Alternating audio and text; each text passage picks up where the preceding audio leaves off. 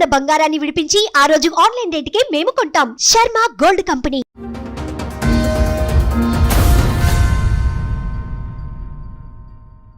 ఒక అమ్మాయితో ఉన్నానని చెప్పి హైదరాబాద్లో అని చెప్పి తెలిసింది. అమ్మాయి ఒక ఫోన్ ఖరాబ్ అయిందని అమ్మాయికి ఫోన్ ఇచ్చిపోతే అది ఆన్ అయినాక చూస్తే ఇన్స్టాగ్రామ్ లో ఇవన్నీ ఉన్నాయి.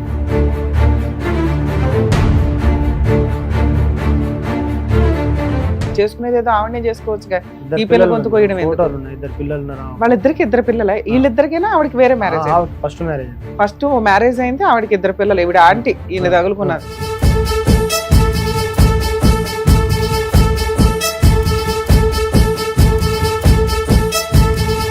విన్నాడు సార్, అసలే విన్నాడు, మనం చెప్పింది ఏది విన్నాడు. ఇప్పటికైనా మహిళా మండలం కేసులో సిఐ గారు మాట్లాడినా కానీ నేను కేసుకే పోతాను. సిఐ మాట్లాడినా వెళ్ళా, మీ పోలీసులు మాట్లాడినా వెంటలా, మీ అడ్వకేట్ మాట్లాడినా వినలా. 3 సంవత్సరాల నుంచి ఇది జిడ్డుగా నడుస్తుంది.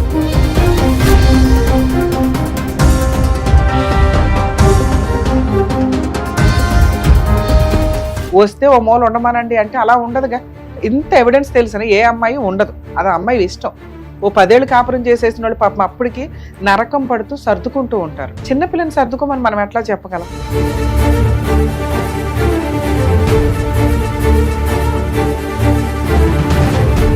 ఎందుకు మమ్మల్ని సతాయిస్తానో తీసుకెళ్తావా లేకపోతే నా బంగారం నాకు అని చెప్పి అమ్మాయి పోయేసరికి అమ్మాయిని కొడుతుంది, నేను పోతే వాళ్ళ 5 నన్ను కొడుతుంది.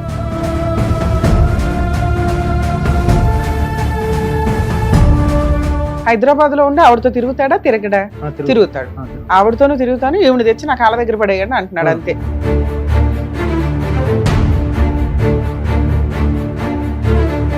ఆ రోజు కేసు కొట్టేసినాక 2 లక్షలు ఇద్దు, ఫస్ట్ వాళ్ళ బంగారం ఇవ్వను అంటే నేను బంగారం ఇవ్వను, డబ్బు ఇవ్వను, అదే రోజు ఇస్తాను, అన్ని అదే రోజు ఇస్తాను అంటున్నాడు. నోటి మీద సంతకం పెట్టినాక ఇస్తా అంట.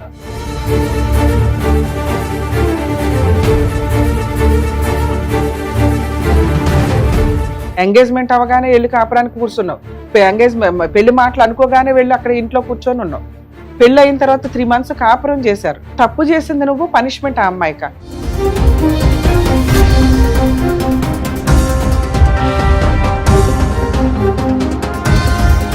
నేను ఇలాగైతేనే ఇస్తాను అన్నాడు అనుకోండి, దానికి తగ్గది మాట్లాడతాను నేను. ఓకే నమ్మవచ్చు సార్ అని ప్రొసీడ్ అవ్వాల్సి వస్తే ప్రొసీడ్ అవ్వండి. తేడా వస్తే నేను వస్తా ఆ కేసు చేయడానికి.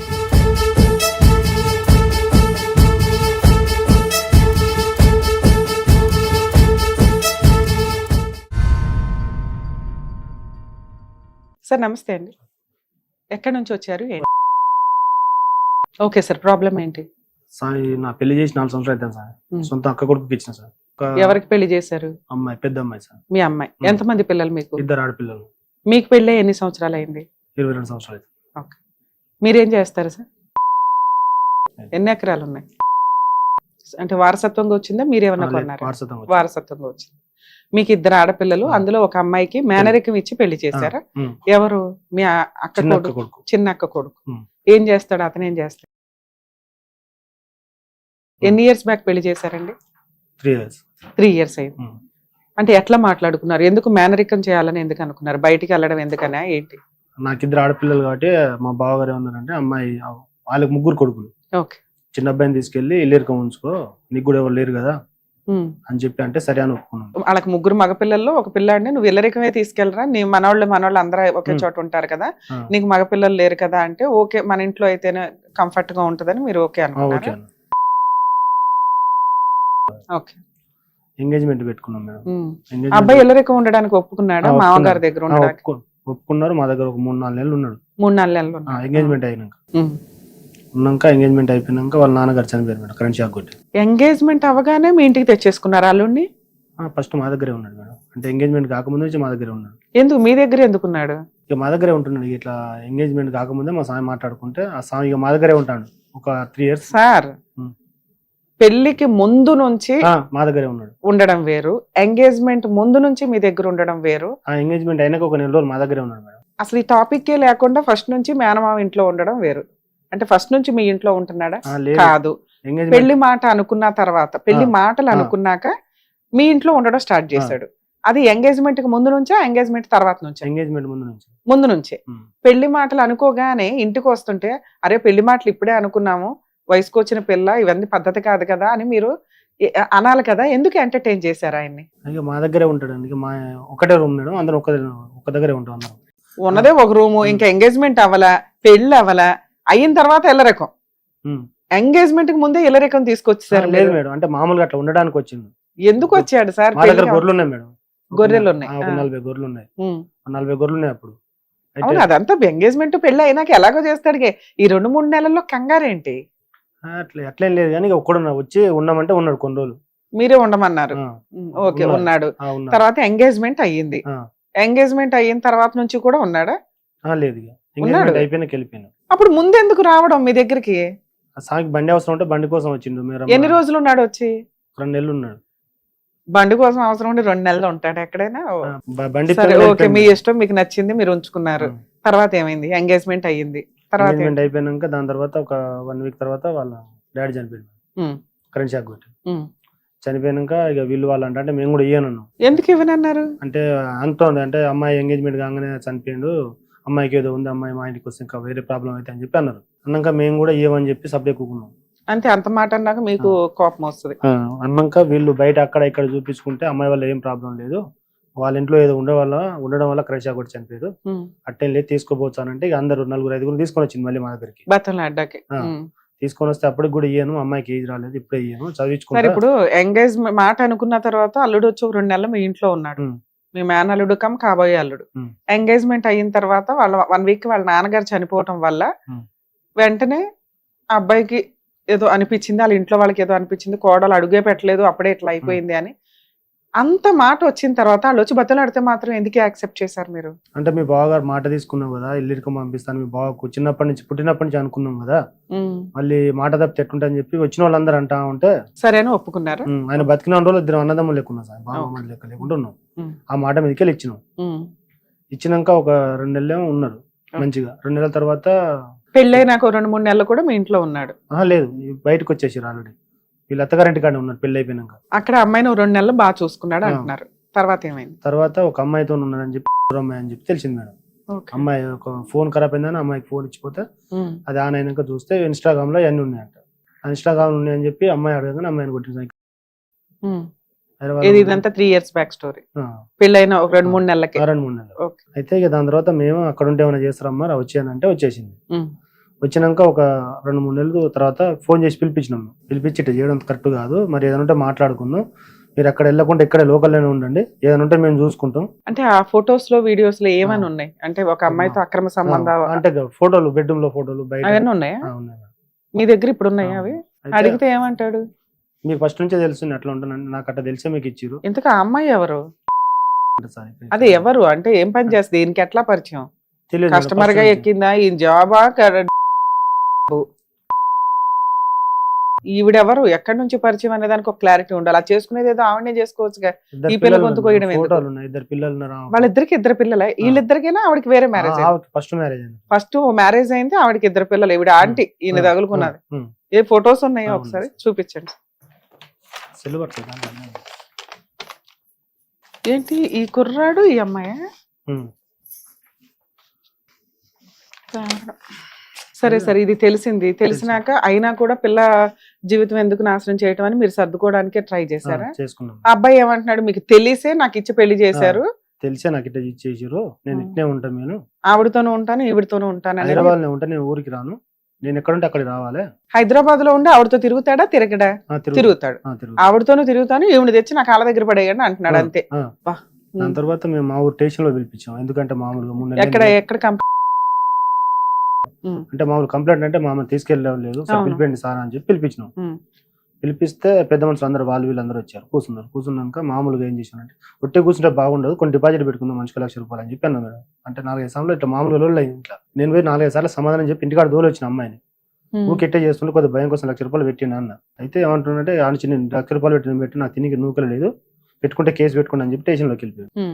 వచ్చిన పెద్ద మనుషులు ఎంత బతలు అన్నా కానీ ఆగలే, పెట్టుకుంటే కేసు పెట్టుకోండి లేకపోతే ఏమన్నా చేసుకోండి అని అంటే మేము భయం కోసం కేసు పెట్టండి సార్ అని చెప్పి మేము చెప్పి బయటకు వచ్చేసినాం. ఆ రోజు కాకుండా 3 రోజుల తర్వాత మళ్ళీ పిలిపించి మరి మీ అబ్బాయిని మీ అల్లుని ఎంత బతలన్నా కానీ కేసే పెట్టుకోమంటాను, అమ్మాయిని తీసుకోపోడట, మీరు ఏం చేస్తారంటే మరి అట్లా అన్నాక మీరు ఏమన్నా చెప్తే చేయండి సార్ అంటే కేసు పెడితే మార్చుతారా అబ్బా అని అంటే సరే అని పెట్టు సార్ అన్నాను.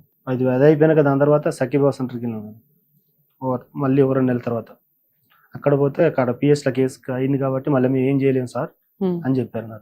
ఓకే. అక్కడ నుంచి మళ్ళీ పిలిపించారు. సరే మరి మీ అక్క ఏమంటుంది? అక్క తీసుకెళ్తా అంటుంది, ఈయన అసలు ఆయన తీసుకెళ్ళట్లేదు. సరేలేరా పిల్లోడికి చెప్దాం ఏదో ఒకటి, కొన్ని రోజులు నా దగ్గర ఉంచు అని అంటుందా? లేదు అట్లా అలా అట్లా ఎట్లానే తీసుకెళ్దాం, ఆడి దగ్గర దింపితే మారతాడు, మార్చుకుందాం ఇట్లా చెప్తుంది ఏమన్నా? అట్లా కూడా అనట్లేదు మేడం, భయం లేదు, నేనేం చేయగలను, ఆయన తీసుకోబెట్టైనా తీసుకోబోతుంది. ఇంకా ఇద్దరు అన్నలు ఉన్నారు కదా, వాళ్ళు ఏం చెప్పట్లేదా? ఎవరి మాట వినిపించుకుంటున్నాడు. మా పెద్దన్న ఆయనకి సపోర్ట్ చేస్తుండు, చిన్న కూడా ఆయనకు సపోర్ట్ చేస్తుండు. ఎందుకు అన్నలు ఎందుకు అతనికి సపోర్ట్ చేస్తున్నారు? మీరంటే ఇష్టం లేదా వాళ్ళకి? వాళ్ళందరూ ఇష్టం, నేను ఇష్టం ఉండే వాళ్ళందరూ కొన్ని డబ్బులు పెట్టుబడిలో పెట్టి అమ్మాయి పెళ్లి చేయించారు మేడం. మరి అందరూ ఓకే కదా, మరి ఆ పిల్ల గొంతుకు వస్తుంటే వాళ్ళందరూ ఎందుకు సపోర్ట్ చేస్తున్నారు అబ్బాయికి? వినట్లేదంటే, ఈయన మాట వినట్లేదట, ఎవరి మాట అయినా వినట్లేదట, నేను ఇట్నే ఉంటా అని అంటుంది. ఇప్పుడు ఇంత పెళ్లిలో 3 సంవత్సరాలు 4 సంవత్సరాల క్రితం పెళ్లి చేశారు, 3 నెలల స్టోరీ ఇదంతా. మరి ఈ 3 years నుంచి ఏం జరిగింది? అన్ని ఇట్లా తిరుగుతున్నా మేడం, పిలిపిస్తున్నా రావట్లేదు, ఏదైనా ఉంటే నేను కోర్టులో చూసుకుంటా, కోర్టులో విడాకులో పెట్టుకుంటా, అమ్మాయిని తీసుకెళ్ళాను. మీరు 3 సంవత్సరాల నుంచి అమ్మాయిని మీ ఇంట్లోనే పెట్టుకొని ఉన్నారా? అన్నిట్లో తిరుగుతున్నా. ఏమేం కేసులు ఫైల్ చేశారు? ఒకటే సార్ మేడం, అది పోలీస్ స్టేషన్ కేసు ఒకటే వేశారు.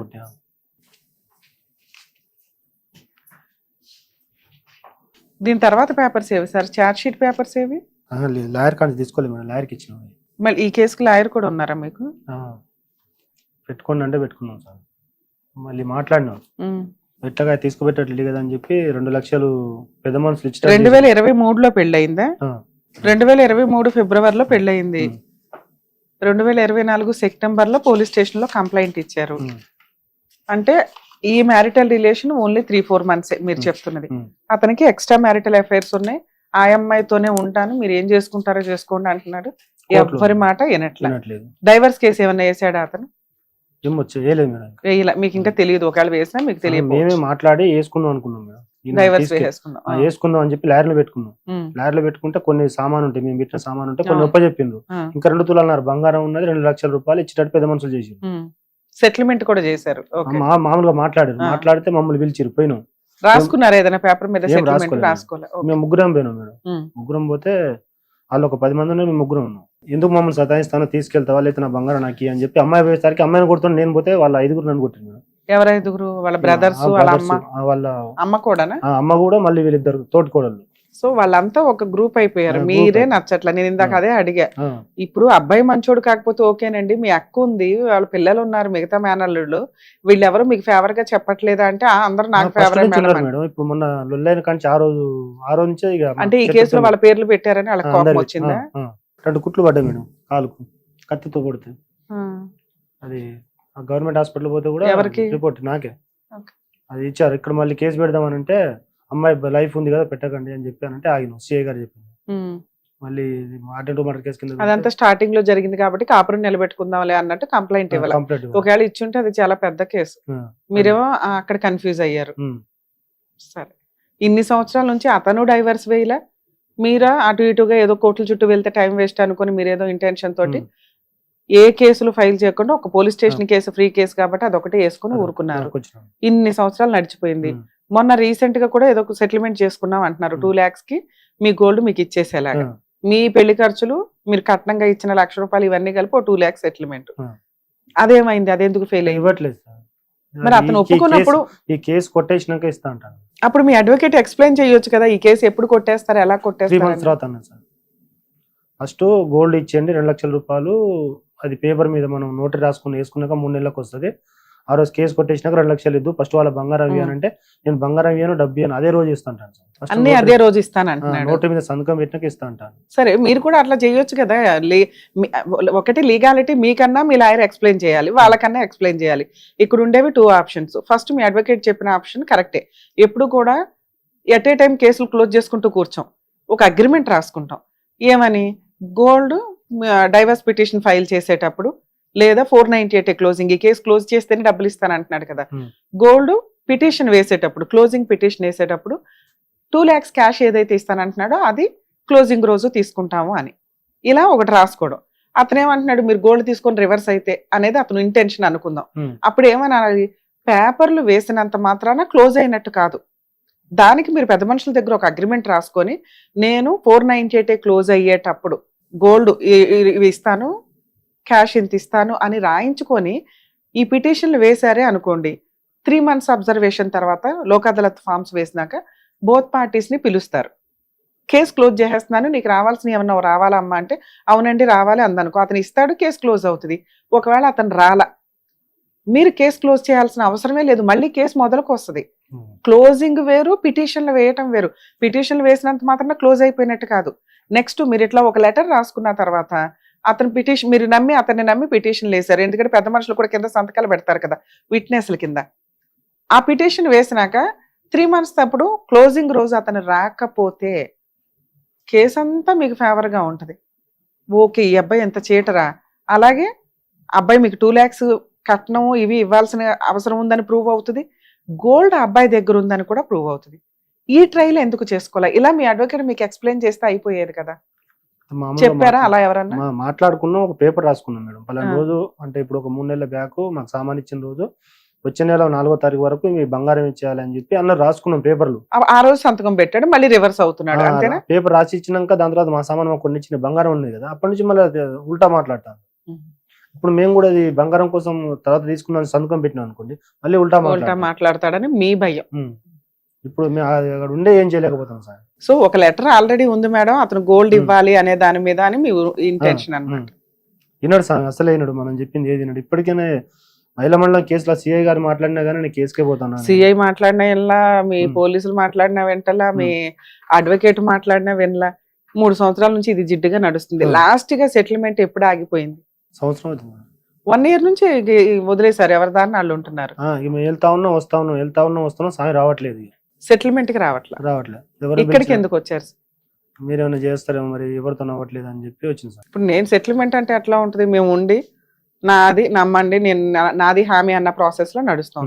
ఒకటి వాళ్ళు మిమ్మల్ని నమ్మాలి, లేదా మనమే వాళ్ళని నమ్ముతూ లాని ప్రొటెక్టివ్ గా ఉంచుకోవాలి. మిమ్మల్ని నమ్ముతా సార్. మీరు నమ్ముతారు సార్, అతనితో నేను మాట్లాడాలి కదా. అదే ఇలా ప్రొటెక్టివ్ గా ఉంచుకున్నప్పుడు ఇన్ కేసు అతను క్లోజింగ్ కి రాలేదే అనుకోండి, మనకి ఇక్కడ ఏం ఫరక్ పడదు, ఆటోమేటిక్ గా వెనక్కి వస్తుంది, కేసు కంటిన్యూ అవుతాం.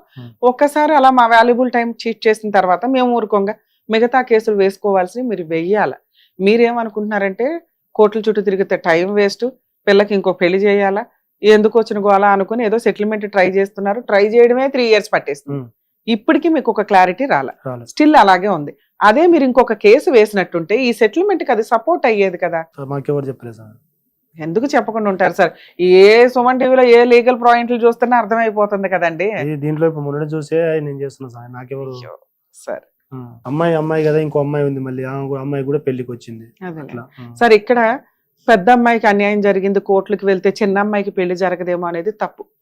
ఈ పిల్ల కష్టం ఈ పిల్లది, ఆ అమ్మాయికి వచ్చే సంబంధాలు అమ్మాయివి. ఈ రోజుల్లో మంచి ఆడపిల్లలు దొరక్క మగపిల్లలు సఫర్ అవుతున్నారు. అలాంటిది మీ పిల్లల క్యారెక్టర్ తోటి కరెక్ట్ గా ఉంటే కళ్ళకు అద్దుకొని చేసుకుంటారు. ఫస్ట్ వాళ్ళు ఇట్లా, సెకండ్ వాళ్ళు ఇట్లా అనే ఉండదు. నెక్స్ట్ మీ కేసు వింటుంటే కూడా అర్థమవుతుంది, మీరేమి పీకు తినాలని అనుకోవట్లే, మాకు ఇచ్చారే భయం, మేము మా పని మేము చేసుకుంటాం అనే దాని మీదే ఇక్కడ నడుస్తుంది. 2 మీ దగ్గర అతను తప్పు చేశాడు అనడానికి ఎవిడెన్స్లు ఉన్నాయి. ఊరికే ఆ పిల్లని తీసుకొని వెనక్కి వచ్చేసి కాపురం నాశనం చేయాలని మీరేమీ చూడట్లేదు. సో కాబట్టి మీరు అస్సలు టెన్షన్ పడకండి సార్, చెప్తాను నేను. చూసారు కదా, బయట సంబంధాలు మాక్సిమం అటు 7 తరాలు ఇటు 7 తరాలు చూసి పెళ్లిళ్ళు చేసుకోండి అంటారు. ఎందుకంటే దానివల్ల వాళ్ళ అలవాట్లు, ఆరోగ్య సమస్యలు, ఏమన్నా పిచ్చి పనులు కానీ ఏమన్నా ఉన్నా ముందుగా అంత ఇన్ఫర్మేషన్ తెలుస్తుంది అనే ఉద్దేశంతో కొన్ని రకాల జబ్బులు కూడా వారసత్వంగా వస్తూ ఉంటాయి. ఈ రోజున పరిస్థితి ఏమైపోయిందంటే 7 తరాలు కాదు, కనీసం ఆ ఇంట్లో ఉన్న 7 మనుషుల గురించి కూడా పట్టించుకునే పొజిషన్లో లేదు. ఆ అబ్బాయి మంచోడైతే చాలరా బాబా అని ఒక రకంగా, లేదా అమ్మాయి మంచోళ్ళు అయితే చాలు, వీళ్ళిద్దరూ సంతోషంగా ఉంటే చాలు అనే స్టేజ్కి మానవ సంబంధాలు అనేవి దిగజారిపోతూ వెళ్ళినాయి. ఇందులో గుడ్లో మెల్ల మాట్లాడుకునేది ఇలా మేనరికాలు కానీ ఇట్లా చేసుకుంటున్నప్పుడు సైంటిఫిక్గా కొంత సపోర్ట్ చేయకపోయినప్పటికీ కొంచెం వీళ్ళ విషయాలకు మనం మాట్లాడితే బయట వాళ్ళని ఎందుకు, మన వాళ్ళే మన ఇంట్లో ఉంటారు ఆడపిల్ల, అలాగే అల్లుడిని ఇల్లరికం తీసుకెళ్ళమని చెప్పి బావగారు ఆఫర్ ఇవ్వడం, ఇవన్నీ కొంత మన ఇంట్లో ఉంటారన్న ఒక్క ఇంటెన్షన్ తోటి పెళ్లిళ్ళు చేయడం అనేది జరిగింది. సొంత మనుషులే అన్యాయం చేస్తే ఈయనకి ఏదైనా కష్టం వస్తే ఆ అక్క మేనల్లుళ్ళు పక్కన ఉండాల్సింది. ఆ కుటుంబం నుంచే ఒక అన్యాయం రావడం వల్ల ఈయనకి వెనకాల బ్యాక్గ్రౌండే లేకుండా అయింది. ఏ కుటుంబాన్ని అయితే అతను నమ్మాడో ఆ కుటుంబం వెన్నుపోటు పొడిచినట్టే లెక్క. ఇందులో ఇంకొక భయం లీగాలిటీ. ఫ్యామిలీ మ్యాటర్స్ ఈ రోజున కోర్టుని దద్దరిల్లేలాగా చేస్తున్నాయి. అన్ని కేసులు పడుతున్నప్పుడు దీనికి ఆల్టర్నేట్ ఏంటి అని ఆలోచించాల్సిన పరిస్థితి న్యాయ కోవిదులకి, లీగల్ డిపార్ట్మెంట్కి, జడ్జెస్కి, సుప్రీంకోర్టు జడ్జెస్కి, లా మినిస్టర్స్కి ఒక సవాల్గా అవుతుందని నేను అనుకుంటున్నా. ఎందుకంటే ప్రతి ఒక్కళ్ళు అమ్మాయి వాళ్ళు మాట్లాడితే అమ్మాయి వాళ్ళు మేము సఫర్ అయిపోయాం అంటారు, అబ్బాయి వాళ్ళు మాట్లాడితే అబ్బాయి వాళ్ళు మేము కుటుంబం సఫర్ అవుతున్నామని. ఫ్యామిలీ మ్యాటర్స్లో ఎవరి దృష్టిలో వాళ్ళే సఫర్ అవుతున్నట్టు లెక్క. బ్యాలెన్స్డ్గా బిహేవ్ చేయాల్సిన పరిస్థితి.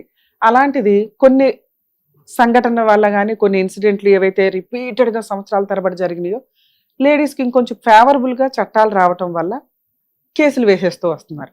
ఆ కేసులు వేయటం వల్ల న్యాయం చేయడం కష్టం అయిపోతుంది. అంటే కాల్ వర్కే more than 100 కేసెస్ కాల్ వర్క్లో నడుస్తున్నాయంటే హాఫ్ డే కేసులు పిలవడానికే సరిపోతున్నట్టు లెక్క.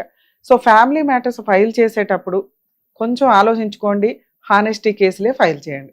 నిజంగా ఫైల్ చేయాల్సి వచ్చిన చోట ఇట్లాంటి వాళ్ళు ఫైలింగే చెయ్యట్ల. ఏమంటే కోర్టులకు వెళ్తే టైం పడుతుంది కాబట్టి పెద్ద మనుషుల్ని వీళ్ళని పట్టుకొని ఏదో ట్రై చేస్తున్నారు. పైగా ఈయన కొంత ఉన్నంతలో మెచ్చుకోవాలండి, పోలీస్ స్టేషన్లో కొంచెం మ్యాక్సిమం ట్రై చేసినట్టే లెక్క.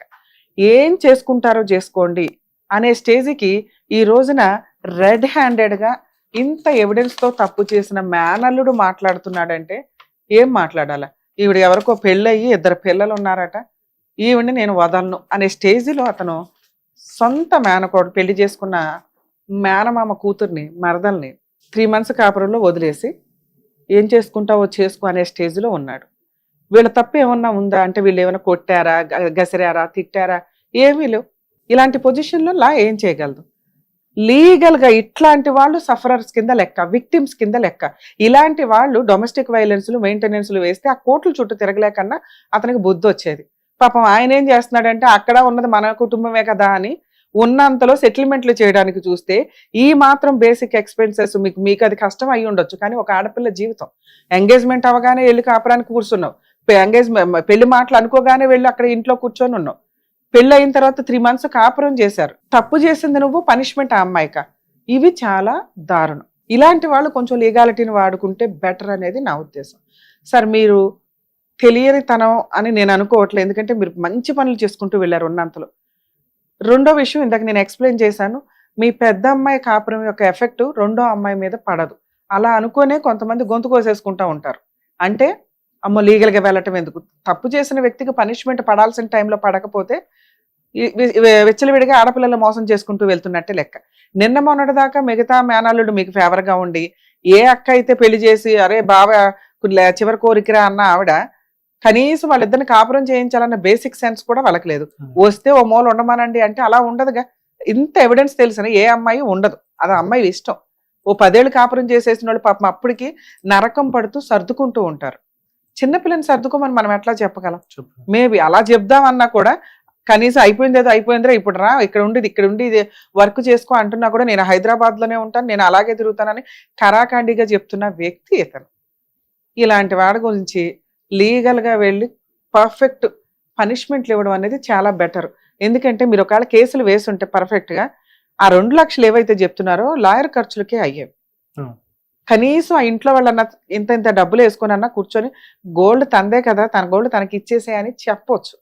ఎక్కడా వాళ్ళు తగ్గట్లా, మిమ్మల్ని తగ్గేలాగానే చేస్తున్నారు తప్ప. తగ్గినా పర్వాలేదు పీడ వదిలించుకుందామంటే, కానీ వీళ్ళు ఎంత తగ్గితే అంత అంటే అట్లా ఇంకా పాతాళంలో నొక్కేస్తున్నట్టే లెక్క. సార్ ఫస్ట్ నేను ఒకసారి ఫోన్ మాట్లాడతాను సెటిల్మెంట్కి. ఇన్ కేస్ అతను రీజనబుల్గానే ఉన్నాడు అని అనిపిస్తే ఎలా చేయాలో, ఎలా క్లోజ్ చేసుకుంటే బెటరో చెప్తా. ఒప్పుకోలేదు అతను ఏదో తేడాగా ఉన్నాడంటే నా రిక్వెస్ట్ అనుకోండి, మీ అడ్వకేట్ తోటి డొమెస్టిక్ వైలెన్స్ కేసు ఒకటి వేయించండి. అయితే అయిన ఖర్చులు, ఎందుకంటే మీకు ఇచ్చే డబ్బులే అతనికి లాయర్ ఖర్చులు అవుతాయి. ఇంకో 2-3 సంవత్సరాలు తిరుగుతాడు. ఇప్పుడు మనకు అర్జెంట్ ఏం లేదు, పిల్ల పాపం ఆల్రెడీ బాధలోనే ఉంది, చూస్తుంటేనే చాలా. ఇట్లాంటి వాళ్ళకి కొంత పనిష్మెంట్ ఇవ్వాలి. నిజంగా సఫర్ అవుతున్న జెంట్స్ ఏమో అనవసరమైన కేసుల చుట్టూ తిరిగి సఫర్ అవుతున్నారు. ఇలా తప్పు చేసిన వాళ్ళేమో మీలాంటి వాళ్ళు దొరుకుతారు. అదేంటో నాకు అర్థం కాదు. నేను నన్ను ఏం చేయలేకపోతారని చెప్పి ధీమా ఉంది సార్. అసలు ఎందుకు ఏం చేయలేకపోతున్నారు? ఈ రోజు అన్ని ఫ్రీ సర్వీసులే. లీగల్ ప్రాసెస్ లో మా ఛానల్స్ ఏవి చూసినా కానీ మా ప్రోగ్రామ్స్ మీకు ఈజీగా అర్థమవుతాయి. లీగల్ సెల్ అథారిటీ ఒకటి ఉందనో, లోక్ అదాలత్ ఒకటి ఉందనో ఏదో ఒకటి చెప్తున్నాగా. ఓకే లాయర్లు పెట్టుకోలేకపోతే ఇట్లా వెళ్ళొచ్చు, లేదా కొంచెం మంచి లాయర్స్ రీజనబుల్ గా తీసుకునేవాళ్ళు కొంతమంది ఉంటారు. ఏం కేసులు వేయాలో ముందు వేసేస్తే తర్వాత మళ్ళీ జడ్జిని అడగొచ్చు. పాపం మంచి లాయర్ దొరికారండి, కేసు వేశారు, కానీ బేసిక్ ఫీజులు కూడా మేము ఇవ్వలేకపోతున్నాం, గవర్నమెంట్ లాయర్ని పెట్టండి అని. అర్థమవుతుందా? అర్థం. ఇప్పుడు మీకు చెప్తున్నది మళ్ళీ ఆ తర్వాత అబ్బాయి అట్లా వేశారండి అని అనాల్సిన అవసరం లేదు. మేము ఫోన్ మాట్లాడిన తర్వాత కూడా నేను ఇలాగైతేనే ఇస్తాను అన్నాడు అనుకోండి, దానికి తగ్గది మాట్లాడతాను నేను. ఓకే నమ్మొచ్చు సార్ అని ప్రొసీడ్ అవ్వాల్సి వస్తే ప్రొసీడ్ అవ్వండి. తేడా వస్తే నేను వస్తా ఆ కేసు చేయడానికి. ఒకవేళ నేను సెటిల్మెంట్ చేసుకుని ఏం చేసుకుంటారో చేసుకోండి అంటే మీ అడ్వకేట్ ద్వారా డొమెస్టిక్ వైలెన్స్ కేసు ఫైల్ చేయించండి. అందులో అమ్మాయికి మంత్లీ 30,000 ఇంటీరియర్ మెయింటెనెన్స్ కావాలి, 30,000 మెయింటెనెన్స్ కావాలని వేయించండి. మీ గోల్డ్ 2 lakhs ప్లస్ నష్టపరిహారం ఇవి ఆల్రెడీ రాశాడు ఒక పేపర్ మీద అన్నారు పెద్ద మనుషుల దగ్గర. అంటే గోల్డ్ తన దగ్గర ఉన్నట్టే లెక్క. ఇంకా రావాల్సిన సామాన్ కొన్ని ఉన్నాయి అన్నారు, అవన్నీ రికవరీ చేయొచ్చు డొమెస్టిక్ వైలెన్స్ కేసు ద్వారా. మీరు అక్కడ ఎవరిని అప్రోచ్ అవ్వాలి, ఎలా వెళ్ళాలి అని నేను చెప్తాను. అప్రోచ్ అవుతురు కానీ మీ అడ్వకేట్తో వేసినాక తేడా వస్తే నేనే వచ్చి ఆర్గ్యుమెంట్స్ చెప్తా మీ కేసు. అర్థమవుతుంది? ఒకసారి అతని నెంబర్ ఇవ్వండి, మాట్లాడదాం. ఏం పేరండి అతని పేరు? అమ్మాయి పేరు? మీ పేరు?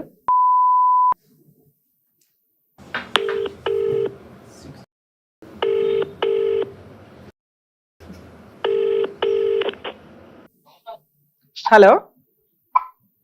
This call is now being recorded. బా వెరీ గుడ్ నాన్న. కాల్ రికార్డ్ మేము చేద్దాం, మీరు చేద్దరు కానీ. అడ్వకేట్ రమ్య అని మాట్లాడుతున్నానండి, సుమన్ టీవీ నుంచి. చెప్పండి మేడం.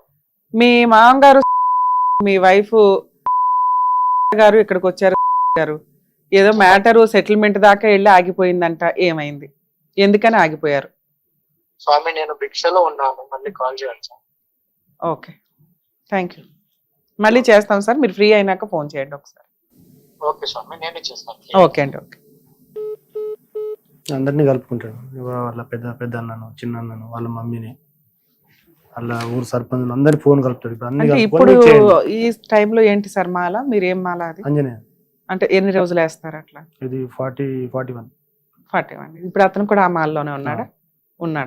సో ఈ టైంలో అయితే అబద్ధం చెప్పాలి. అందుకే సో ఇది పర్ఫెక్ట్ టైం. ఇంకెన్ని రోజులు ఉంది మీరు ఇతర మాల కానీ?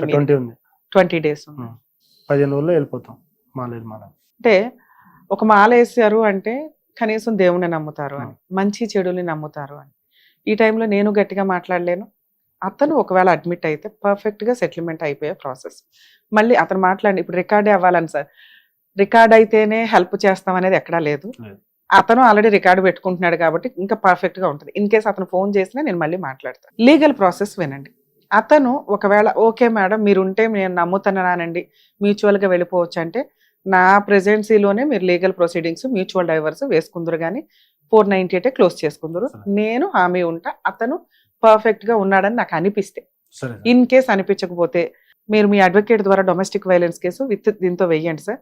ఎప్పుడన్నా కష్టం అనిపించింది, ఇది ఇంకెక్కడ అవ్వట్లేదు మేడం అనిపిస్తే మా వాళ్ళకు ఒక్క ఫోన్ చేస్తే నేను వచ్చి మీకు సర్వీస్ చేసి పెడతాను. ఎందుకంటే నన్ను నమ్మి, న్యాయ వేదికను నమ్మి, సుమన్ టీవీని నమ్మి మీరు ఇక్కడ దాకా వచ్చారు కాబట్టి. ఇది నిజాయితీ కేసు, హానెస్టీ కేసు అని నాకు అనిపించింది కాబట్టి మీ కేసులు అంటే ఎంతవరకు ఒప్పుకునే వాళ్ళం చేసి చాలా సఫర్ అవుతున్నాం సార్. ఎందుకంటే మా ప్రాక్టీస్ మాకు ఉంటుంది.